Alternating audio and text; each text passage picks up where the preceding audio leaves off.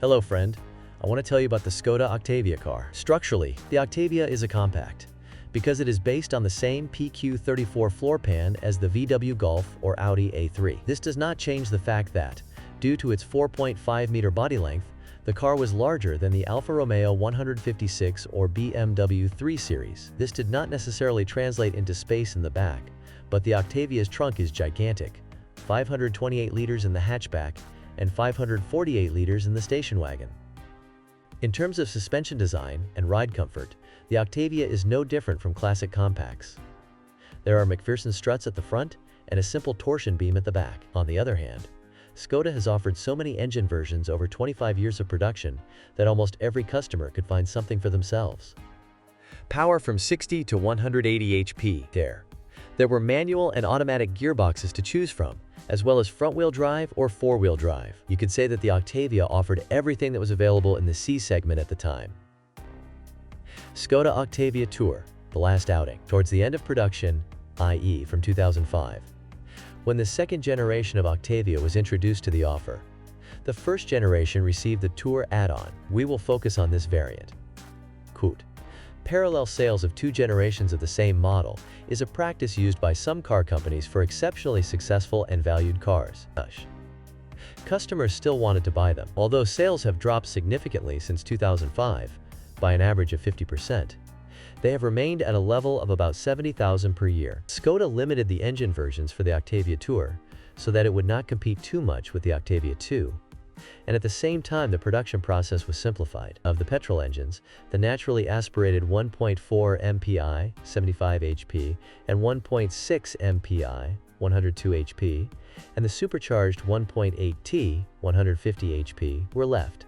And of the diesels, only two variants, 1.9 TDI, 90 and 100 HP. In practice, however, almost only two versions were released on the market: 1.6, 102 HP, and 1.9 TDI, 100 HP, combined with a 5-speed manual gearbox. Other variants are exceptionally rare. Basically, there were no technical differences between the Tour model and earlier versions without this addition. However, the possibility of configuring the cars was limited, and the equipment was, let's call it, basic. There was only manual air conditioning, rear windows with a crank, and the cabin was without any bells and whistles. However, each model has an ABS system and a basic airbag package. If you care about options, it is better to choose a variant up to 2004. Why buy Octavia Tour? Because it is still a relatively young car in terms of year, 11 to 15 years, but quite old, i.e. simple, technically. Thanks to this, we get cars in good bodywork condition. Most often there are no major reservations about 15-year-olds, usually not tired, sometimes even from the first owner, and mechanically with the potential for very high mileage without serious failures. In addition, the car, thanks to its limited equipment, should not generate excessive electrical failures. The simple and extremely popular design of the suspension and drive systems also translates into very cheap and easily accessible spare parts. The Octavia Tour is one of the cheapest to service, if not the cheapest compact model from 2009-2010. When is it not worth buying Octavia Tour? If you expect something fresh from the car, you have to remember that even the latest Octavia is still a model from the 90s. In addition, you can't expect good equipment here. Older Octavias or the second generation have better ones. Don't expect mid-range handling or performance either. It's simply a car to drive, not a joy to drive. Which engine should I choose? The choice is not big and shouldn't be difficult. One diesel and one petrol. These are engines with the same power level, but slightly different purposes. A petrol car should be chosen by people who do not care about dynamics, but about low service and repair costs, low risk of failure, and petrol or LPG power. Diesel is a proposition for drivers who simply care about diesel and intend to drive cheaply, but without LPG installation. For LPG, you have to add the additional costs of petrol and service of the installation or repairs. So you can assume that LPG equals on. The situation is different when it comes to wear of components. Diesel will always be significantly more expensive to repair. Typical Octavia Tour faults. Let's start with engines that are very successful, but differ significantly. A petrol engine is an engine that, even if it has a fault, is quite cheap to fix. The main problems are caused by the throttle valve, dirt, coils, and at higher mileage also excessive oil consumption.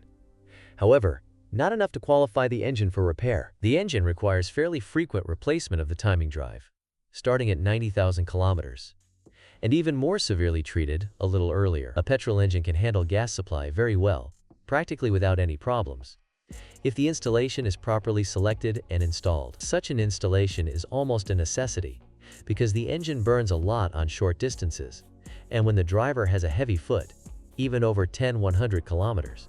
During the installation, you need to take special care of the oil because the valve clearances are eliminated hydraulically.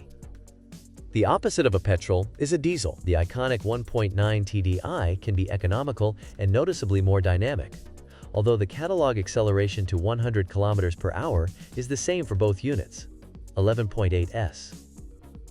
Only that the diesel has 100 Nm more torque. If the car hasn't covered 200,000 kilometers yet, the engine will last a long time without failure. If it was really well looked after, it has another 200,000 kilometers of trouble-free driving ahead of it. However, minor faults do occur, such as leaks, flow meter faults, or EGR valve contamination. Pump injector faults, which are cheap to recondition, are less common, and turbochargers are even less common. The engine is equipped with a dual-mass flywheel. All this is more expensive than in a petrol. But compared to other diesel units from 2009-2010, the TDI engine in the Octavia was one of the simplest and cheapest to run. A few more words about the care I mentioned above. Contrary to what may seem from the numerous descriptions of this engine, the 1.9 TDI requires quite a lot of service care. For example, not everyone realizes that regardless of mileage, this engine should run on synthetic oil, preferably 5W30, and of the appropriate class for the VW group due to the unit injectors. Neglect in this area ends in failures. The oil should be replaced after 15,000 kilometers at the latest. The second area is the timing belt.